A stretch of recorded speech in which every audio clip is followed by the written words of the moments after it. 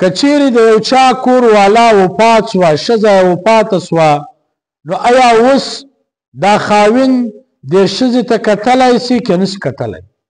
لاس وروړلی سي که نسي وروړلی؟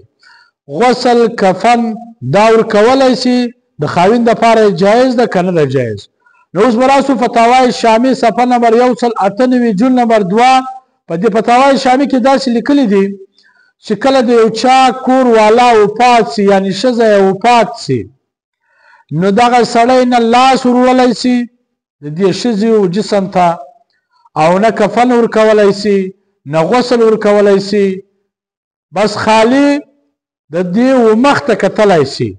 کتل جایز دي، باقی لاس وروړل، غسل ورکول، کفن ورکول، یا لاس و جسم ته وروړل، لاس د دې جسم په د الله سره مسح کول دا جایز نه دي.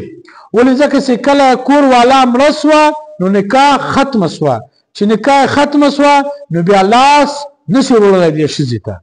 کومه دا خپله ښځه وه دا مړه سوه، نو اوس دا خاوند د خپلې ښځې ته لاس نشي وروړلی، او نه کفن ورکولی سي، او نه غسل ورکولی سي، او نه داسې لکه په سر چې مچ کي یا په لاس یې مچ کي، نو نه ده مچولی سي.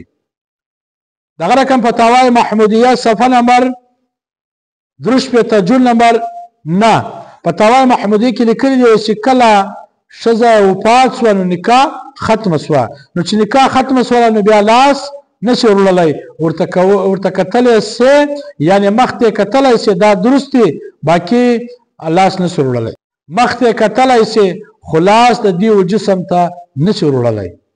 او دغه رقم چې کله دا ښځه و قبر ته شو کوي، په دې وخت کې د دې ښځې ورور هم موجود و، پلار هم موجود و، زوی هم موجود و، اکا هم موجود و، ماما هم موجود و، نو بیا حق د دغو ده، د پلار، د ورور، د زوی، د اکا حق د دغو ده چې دغه قبر ته ورشوه کي.